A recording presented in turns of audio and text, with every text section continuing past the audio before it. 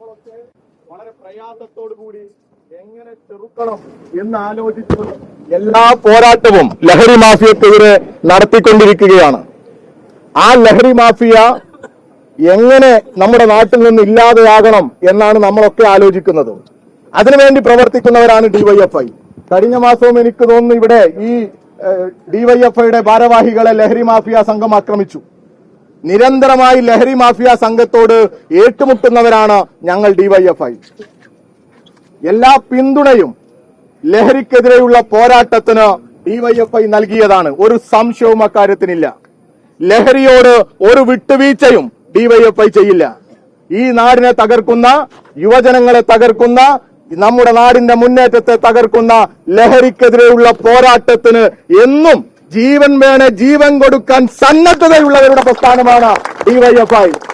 എന്നാൽ ഞങ്ങൾ ഇന്ന് ഈ മാർച്ച് നടത്തുമ്പോ വളരെ പ്രയാസത്തോടു കൂടി പറയട്ടെ, ഈ ലഹരി വിരുദ്ധ പോരാട്ടത്തിന്റെ നേതൃത്വത്തിലിരിക്കേണ്ട ഈ സതീശൻ എന്ന് പറയുന്ന VD സതീശൻ ഇപ്പോ എന്തോ മേനോൻ സതീശനായിരുന്നു, നിങ്ങൾക്ക് പരിചയമില്ലാത്ത സതീശനായി മാറി. ആ സതീശൻ ഈ ലഹരി മാഫിയ സംഘങ്ങൾക്ക് പിന്തുണ കൊടുക്കുന്ന കാഴ്ചയാണ് നമ്മൾ കണ്ടത്. 2 യൂത്ത് കോൺഗ്രസ് പ്രവർത്തകരെ MDMA-യുമായി പിടിച്ചു. അവരുടെ കൂടെയുള്ള പടങ്ങവും അവരുടെ കൂടെയുള്ള വീഡിയോസും ഒക്കെ പുറത്തു വന്നു. പിന്നീട് അതാ വരുന്നു, ഇദ്ദേഹം തന്നെ പറഞ്ഞ ഇദ്ദേഹത്തിന്റെ ഈ ലഹരി മാഫിയ സംഘത്തിൽപ്പെട്ട ആളുടെ പോസ്റ്റുകൾ വരുന്നു. എന്താ പോസ്റ്റ്? ഈ സതീശനെ കുറിച്ചുള്ള പോസ്റ്റാ. അദ്ദേഹത്തിന് വേണ്ടി ഇടപെടുന്നത് ഞങ്ങളാണ്. നവമാധ്യമത്തിൽ, സോഷ്യൽ മീഡിയയിൽ VD സതീശനെതിരെ ആരെന്ത് പറഞ്ഞാലും അവർക്കെതിരെ ഏത് അക്രമത്തിനും തയ്യാറായി ഞങ്ങളുണ്ട് എന്ന് പറയുന്നവരാണ് ഈ MDMA, ഈ മാഫിയ സംഘങ്ങൾ. ആ സംഘങ്ങളെ കുറിച്ച് വലിയ വാർത്ത വന്നു. ഈ നാട്ടിലെ മാധ്യമങ്ങളൊക്കെ ഉന്നയിച്ചു. ഞങ്ങളും സ്വാഭാവികമായിട്ടും അവരെ ഈ സതീശൻ തള്ളിപ്പറയുകയും അവരുമായുള്ള ബന്ധത്തെക്കുറിച്ച് പറയുകയും എന്നൊക്കെ പ്രതീക്ഷിച്ചു. അപ്പോഴാണ് കഴിഞ്ഞ ദിവസം പത്രസമ്മേളനത്തിൽ ഈ സതീശൻ വന്ന് പറയാണ്, എനിക്കവരെ 2023 നവകേരള സദസ്സിൽ മാത്രമേ പരിചയമുള്ളൂ എന്ന്. അല്ലേ? എങ്ങനെയാണ് കേരളത്തിന്റെ മുഖ്യമന്ത്രിയെ നമുക്ക് വിശ്വസിക്കാൻ സാധിക്കുക?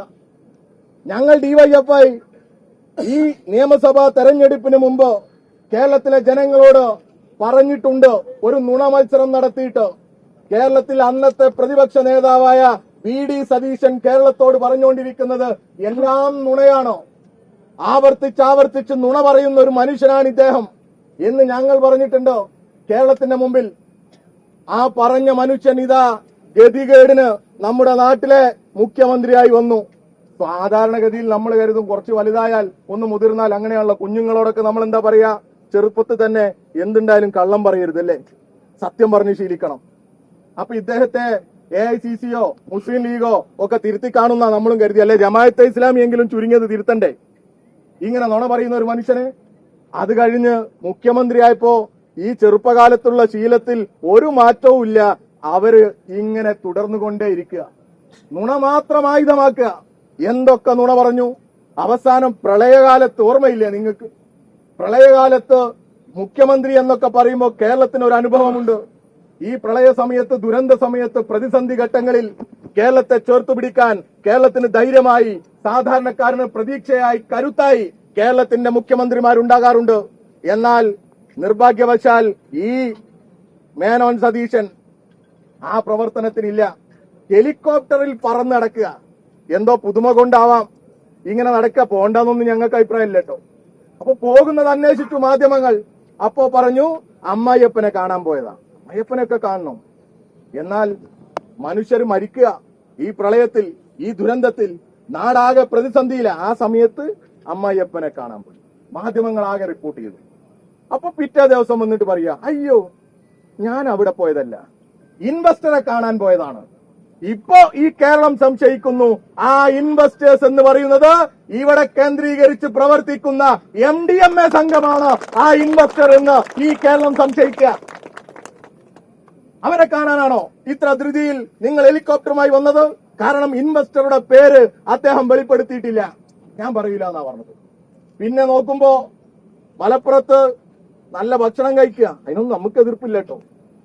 നിങ്ങൾ ഭക്ഷണം കഴിക്കുന്നതിനോ ഒന്നും എതിർപ്പില്ല. ആ സമയത്ത് മനുഷ്യർ പ്രയാസപ്പെടുന്ന സമയത്ത് ഭക്ഷണം കഴിച്ച് അത് റീലിട്ട് ആഘോഷിച്ചുകൊണ്ടിരിക്കുമ്പോ അതിലൊരു ഔചിത്യക്കുറവുണ്ട്. അത് കേരളത്തിന്റെ മുഖ്യമന്ത്രിക്ക് ചേർന്നതല്ല, നാടാകെ പറഞ്ഞു. അപ്പൊ പറയാ, ഓ എനിക്കൊന്ന് ഭക്ഷണം കഴിക്കണ്ടേ? നിങ്ങൾ കഴിക്കണ്ടെന്ന് ആരാ പറഞ്ഞത്? അങ്ങനെ സൽക്കാരത്തിനും ഇങ്ങനെ അമ്മായിയപ്പനെ കാണാനും ഒക്കെ കറങ്ങി നടക്കുന്ന ഈ സതീശൻ നുണ പറഞ്ഞ് അതിൽ നിന്നൊക്കെ ശ്രദ്ധ തിരിക്കുക. ഇപ്പൊ ഇതാ ഈ സംഭവത്തിൽ നുണ ആവർത്തിച്ച് പറയുക, ആവർത്തിച്ച് നുണ പറയുക.